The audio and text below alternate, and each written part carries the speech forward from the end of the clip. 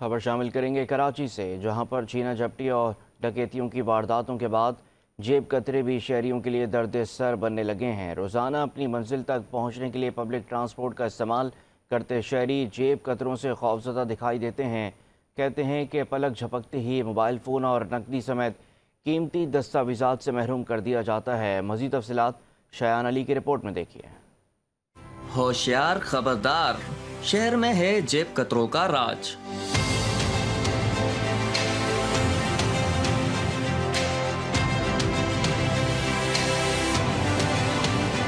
कराची पाकिस्तान का सबसे बड़ा शहर, जहां लाखों लोग रोजाना अपनी मंजिल तक पहुंचने के लिए पब्लिक ट्रांसपोर्ट का इस्तेमाल करते हैं।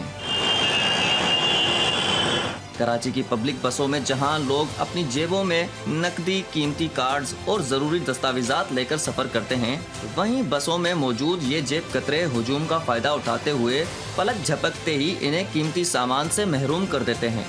मैंने 28,000 का डब्बा बैग लिया और यहाँ से वहाँ नर्सरी तक गया और जेब में मोबाइल नहीं है। जी, आपको नहीं पता कि अगला किस सिचुएशन से, उसके क्या फाइनेंशियल क्राइसिस उसके ऊपर गुजरे और आप एकदम किसी की जेब काट लें, किसी की पूरी सैलरी चली जाती है तो उसका मंथ जो होता है पूरा बहुत मुश्किल से गुजरता है। तो ये नहीं होना चाहिए। बेटे रो रहे, भाई क्या हुआ, मेरे साथ जो कुछ हुआ वो तो बहुत बुरा हुआ। क्या हुआ सर? यार किसी ने जेब, मोबाइल सब कुछ छीन के लिया। जेब कतरे हुजूम का फायदा उठाकर अपना काम कर रहे हैं। कराची की बसों में जेब कतरों की मौजूदगी एक संगीन मसला बन चुका है। जरूरत इस बात की है कि न सिर्फ कानून नाफिज करने वाले इदारे इस पर सख्ती से कार्रवाई करें, बल्कि अवाम भी खुद को महफूज रखने के लिए मजीद एहतियाती तदाबीर अपनाएं।